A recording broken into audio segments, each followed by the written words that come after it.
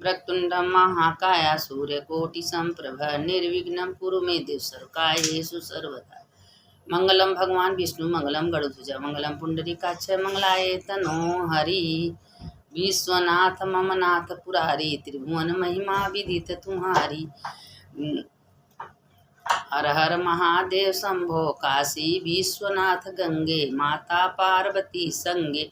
अब देखिए हम आप लोगों को शिव कथा और आज द्वादशी है, द्वादशी का भी कथा हम आप लोग को भेजते रहे हैं। द्वादशी कथा हम इससे पहले वीडियो में भेजे हैं, आप उसको सुन लीजिएगा, लेकिन आज भी भेज दे रहे हैं क्योंकि द्वादशी के दिन द्वादशी कथा जरूर सुनना चाहिए और उसका कथा बिना सुनने का कोई महत्व नहीं होता है।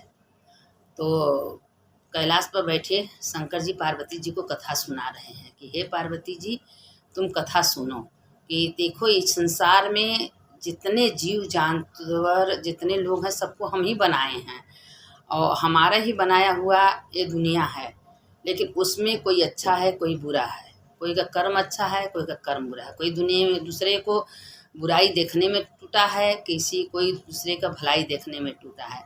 जो कि दुनिया में लोगों को हम भेजते हैं अच्छा कर्म करने के लिए कि भगवान का नाम लो भजन लो, क्योंकि हम उतने ही सांस देते हैं गिन के जितना सांस होना चाहिए। एक दिन सारे संसार जितना लोग दुनिया में पैदा होते हैं सबको मेरे पास आना है। कोई जल्दी आता है कोई देर में आता है, जाता है आता है सब।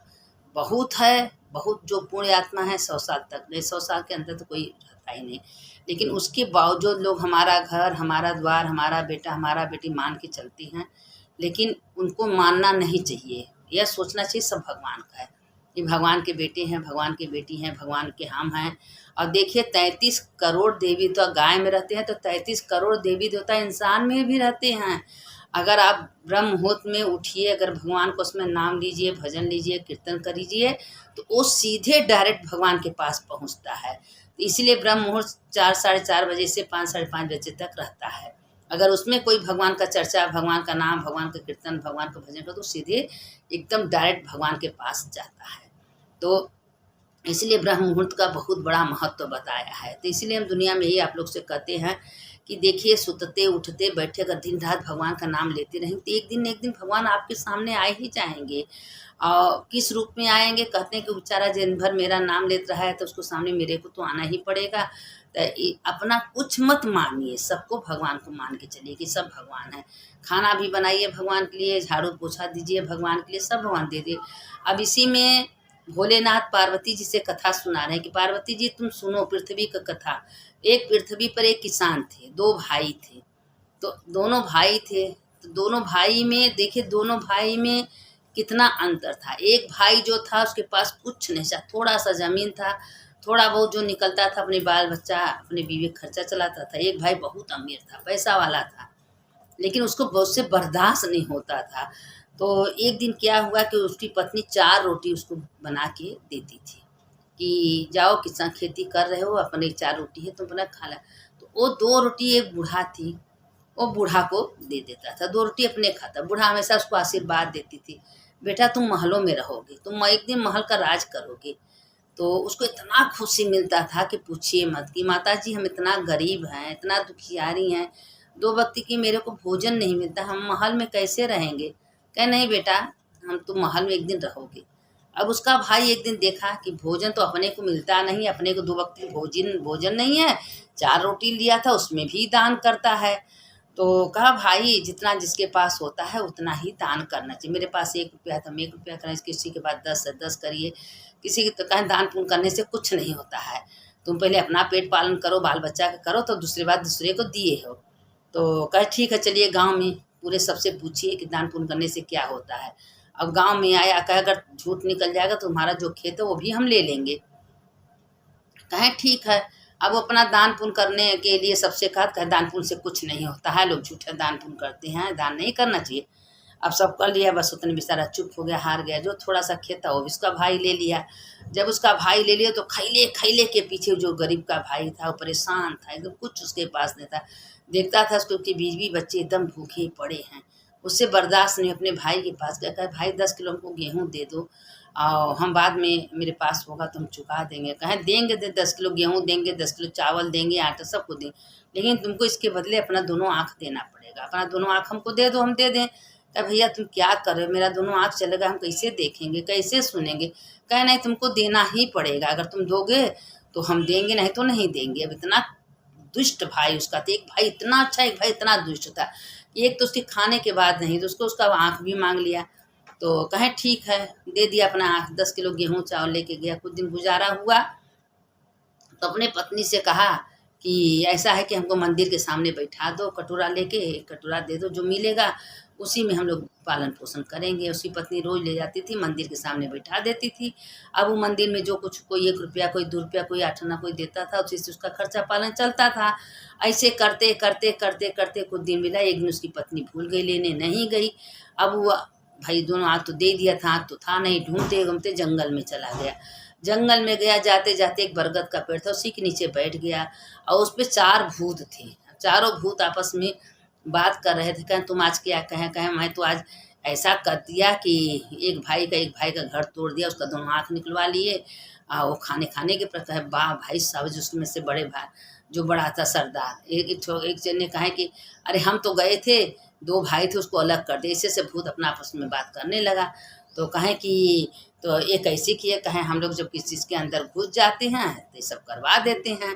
अब वो अपना नीचे बैठ के सुने तो कहें उसका आँख निकाले तो उसका आँख, उसको पता नहीं था कि नीचे कोई बैठा है। तो कहें उसका आँख, कहें अगर कोई बरगद के पेड़ के छू के उसका ओस लगा ले तो उसका आँख वापस आ जाता है। अब वो अपना सुन रहा था, भले कान तो था, आँख नहीं था।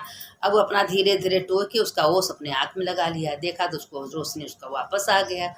जब वापस आ गया, लेकिन हमेशा बैठ के और ओम नमः शिवाय, ओम नमः शिवाय भगवान का भजन करता था। और लेकिन वो जो उसका आदत था, जो उसके पास थोड़ा सा बांट के तभी से वो खाता था, उसके में आदत था, थोड़ा न थोड़ा देता जरूर था। तो इसी तरह करते करते करते करते कुछ दिन बीता। जब उसको आँख वापस आ गया तो अपने घर आया। तो घर आने के बाद पता चला कि राजा के लड़की का दोनों आँख अंधी हो गई हैं। तो राजा ने ढिढोरा पिटवा दिया कि अगर मेरे बेटी का आँख कोई वापस ला देगा तो उसको हम अपन राजपाट दे देंगे।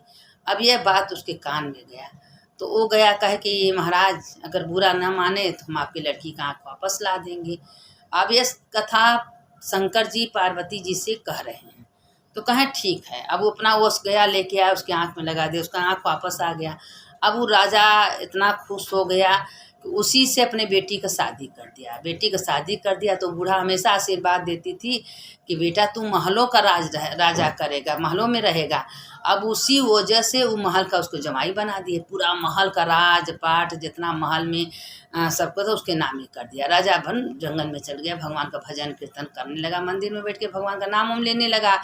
तो अब उसके मन में वही याद आता था कि 2 रोटी हम बूढ़ा को देती थी। बूढ़ा हमेशा ही आशीर्वाद देती थी कि बेटा तुम महलों के राजा बनो। कि देखिए 1 रुपया हो, अठन्नी चौनी दान पुण्य देना कतई व्यर्थ नहीं जाता है। आप अगर किसी को 1 रोटी दे रहे हैं तो रोटी भी व्यर्थ नहीं जाता है। इसीलिए कहते हैं कि कुछ न कुछ जितना आपको सामर्थ्य हो दान पुण्य जरूर करना चाहिए। जो ऐसा करता है उसका समस्त पाप नष्ट हो जाता है। किस्सा काल देश काले विदेश, काल देश में काल में कहीं भी थोड़ा सा जितना आपके पास सामर्थ्य हो कुछ न कुछ किसी को देना चाहिए। आपके अगर दरवाजे पर कोई आकर तो खाली मत उठवाइए, कुछ न कुछ दे दीजिए उसको। और दान पुण्य करने से बहुत बड़ा पाप नष्ट होता है। अब देखिए उस बूढ़ा का आशीर्वाद उसको लग गया, महलों का राजा बन गया। और उसका भाई जब पता चला कि मेरा भाई महलों का राजा बन गया, वो चिढ़ने जलने के आग बबूरा हो गया। अब भोलेनाथ की कृपा से वो तो राजा बन गया, उसका धन धीरे धीरे नष्ट हो। जैसे जैसे दुख दिया था अपने भाई को, वो चौगुना दुख उसको मिला। वो अपने भाई का आँख मांगा था और उसके बेटे पत्नी का आँख फूट गया, कहीं जा रहा था कुछ धस गया, अंधा हो गया। अब वो लगा पछताने कि अरे हम अपने भाई का आँख मान लिया, आज मेरे पत्नी का मेरे बेटे का आँख चल। जो कहते हैं ना कि आप किसी को गाली दोगे तो गाली आएगा, आप किसी को कहेगा राम राम तो कहेगा राम राम, किसी को कहेगा हरिओम हरिओम तो कहेगा हरिओम हरिओम। तो जैसा जो कर्म करता है वही कर्म मेरे सामने वापस आता है। अब उसके पत्नी का उसके बेटे का आँख फूट गया और गरीब भिखारी होगा। अब वो पछताने लगा कि जितना जितना बुरा कर्म अपने भाई के संगे किए थे आज वही सब मेरे सामने आ गया। तो भैया आप लोग से बार बार कहते हैं कि मन से तन से कभी किसी का बुरा मत करिए, बुरा मत सोचिए, बुरा मत करिए। अगर किसी मन से गाली दे रही हैं, मन से बुरा सोच रही हैं, मन से कर रही हैं, तो वो चीज़ आपके ऊपर आ के रहेगा। अपना ही कर्म अपने पास आता है। 84 लाख जो इनमें आदमी कौन कौन कर्म करके आया, क्या नहीं करके आया, कुल मेरे सामने आता है। तो इसीलिए भैया उठते बैठते चलते फिरते भगवान का नाम लेके उठिए, भगवान का नाम लेके सोइए, भगवान का नाम लेके जागिए। जो ऐसा करता है उसका समस्त पाप भी नष्ट होता है। बाबा विश्वनाथ उसके ऊपर खुश होते हैं। देखिए आज द्वादशी भी है, तो जो तुलसी माता का पूजा करता, तुलसी माता क्या थी, शंखचूड़ से शादी कर ली थी। शादी करने के बाद अब वो इतनी पतिव्रता थी कि शादी देवता में सबके में लड़ाई होने लगा है। जब तक शंखचूड़ नहीं मरेगा, जब तक उसकी पत्नी का पतिव्रता भंग न, तो विष्णु भगवान आके भंग किए। अब भंग करने के बाद वो जब पता चला कि तुलसी माता को कि विष्णु भगवान तुमको श्राप दे, तुम जाओ पत्थर हो जाओ, गंडकी नदी का वो पत्थर हो गए। अब पत्थर होने के बाद कहें कि तुम मेरे साथ गलत काम किए हो, तो वही तुलसी बन के वृंदा तुलसी हुई है। वही तुलसी शंकर जी विष्णु भगवान के ऊपर चढ़ता है। तो जहाँ तुलसी रहते हैं वहाँ विष्णु भगवान जरूर रहते हैं, और बिना तुलसी के विष्णु भगवान का पूजा नहीं होता है। तो इसीलिए जहाँ शालिग्राम रहते हैं, जहाँ विष्णु भगवान रहते हैं, राम रहते हैं, कृष्ण रहते हैं, हनुमत, वहाँ तुलसी जरूर चाहिए। तुलसी पूजनीय है। तुलसी सब घर के दुख रोग दोष ग्रह अपने ऊपर ले लेती हैं। इसीलिए घर घर में तुलसी होना चाहिए। रोज संध्या को जो तुलसी के दीपदान करता है, सवेरे तुलसी को भोग लगाता है, दिन में जो 11 परिक्रमा करता है, कहता है महाप्रसाद जननी सौभाग्यवर्धनी आदि व्याधि हरा नित्यम तुलसी तुम नमस्तुते। यह मंत्र जो बोलता है उसके घर में सारे दुख व्याधा सब दूर हो जाता है। इसीलिए तुलसी का एक पति जी विष्णु भगवान को जो चढ़ा के तुलसी जी का पूजा करता है, उसके समस्त पाप नष्ट हो जाते हैं। तो इसीलिए कहते हैं कि बार बार कहते हैं कि तुलसी जी का आप लोग पूजा किया करिए। घर में तुलसी का पेड़ लगाइए, तुलसी को सींचिए, संध्या के दीप दान करिए देसी घी का, और सवेरे भी तुलसी को भोग लगाए। तो जो शंखचूड़ थे उनके विष्णु भगवान जो है उनकी पत्नी का पतिव्रता भंग किए थे। तो इसीलिए तुलसी कहाँ है, तब विष्णु भगवान खुद कहाँ है कि तुम इतना पतिव्रता हो तुलसी, कि तुम हमसे लक्ष्मी से तुम ज़्यादा प्यारी हो, और तुम जहाँ रहोगी वहाँ हम रहेंगे। जो तुम्हारा मंजरी से अगर कोई मरता हो, अगर तुलसी का मंजरी या गंगा जल जिसके मुख में पड़ जाएगा तुलसी में, तो उसका मुक्ति हो जाएगा। तुलसी जहाँ तुम रहोगे वहाँ हम रहेंगे, और तुम्हारे बिना मेरा पूजा नहीं होगा, हमारे बिना तुम्हारा नहीं, तुम हमारे ऊपर हमेशा चढ़ी रहोगी। और जो तुलसी हम आशीर्वाद देते हैं कि जिसके घर में तुलसी रहेगा उसके घर में भूत प्रेत पिशाच यमराज डाकनी साकनी कभी कोई भी झांकी नहीं मारेगा। उसके घर में 33 करोड़ देवी देवता का वास होगा, क्योंकि कहते हैं मूले ब्रह्मा तने विष्णु शाखा नाम महेश्वर पात पात देवा नाम वृक्ष राजा नमस्तुते। तुलसी में 33 करोड़ देवी देवता वास करते हैं। तो जिसके आंगन में तुलसी रहता है, जिसके दरवाजे पर तुलसी रहता है, उसके घर में कभी यमराज पहरा नहीं देते, और उसके घर में कभी कोई बुरी आत्मा नहीं आती है। और पहले से लोग डराते, अरे इसके घर में मत जाओ, इसके घर में तुलसी का पेड़ है। इतनी बड़ा महत्व तुलसी का है। तो इसीलिए बार बार कहते हैं घर में तुलसी होना चाहिए, तुलसी लगाना चाहिए, तुलसी सींचना चाहिए, तुलसी शालिग्राम को विष्णु भगवान को कृष्ण भगवान को चढ़ाना चाहिए।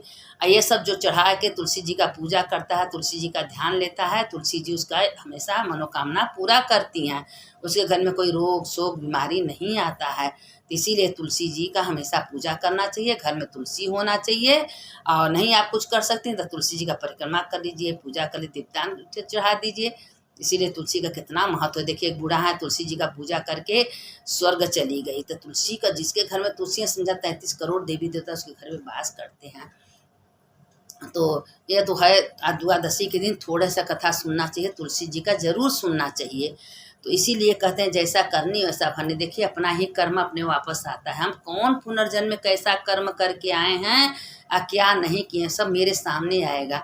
जो बहुत अच्छा है, जिसका ऑपरेशन नहीं, रोग नहीं, शोक नहीं, बीमारी नहीं, कुछ नहीं, अच्छे स्वस्थ रहता है, वह सोचिए बहुत पूरे आत्मा है। जो तो पैदा होते रोगी रहता है, चीरा फारा अस्पताल, क्या है अस्पताल, नरक है, मंदिर स्वर्ग है।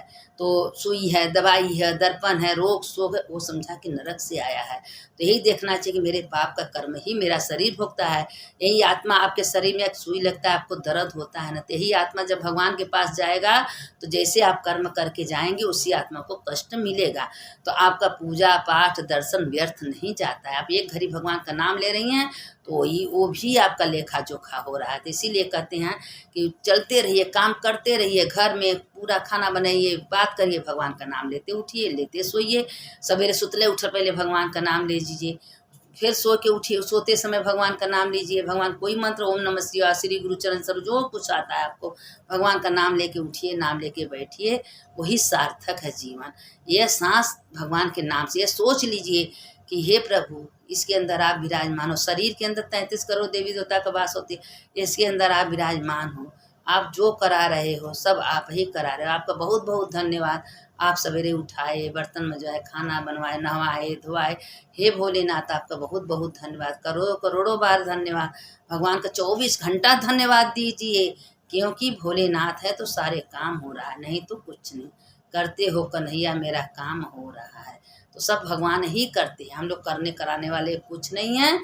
बस उन्हीं का नाम लीजिए, भगवान सब कर रहे हैं, भगवान ये काम करें, भगवान यहाँ ले जा रहे हैं, भगवान ये कराए, भगवान वो कराए, उन्हीं का नाम लीजिए। भगवान के अरे तो सब कुछ श्रेय हमको दे दिया तो हमारे जिम्मेदारी बन जाता है ना। तो इसीलिए आज की कथा इतने हैं। सुनने वाले की जय, सुनाने वाले की जय। शंकर शंकर हर हर शंकर, शंकर शंकर जय जय शंकर। मंगल भवन या मंगलहारी, उमा जपत ही त्रिपुरारी। अच्युतम केशवम राम नारायणम, कृष्ण दामोदरम वासुदेवम हरि। श्रीधरम माधवम गोपिका वल्लभम, जानकी नायकम रामचंद्रम भजेयम। रामाकृष्ण वासुदेव भक्ति मुक्तिदायकम, रामाकृष्ण वासुदेव भक्ति मुक्तिदायक। सुनने वाले की जय, सुनाने वाले की जय।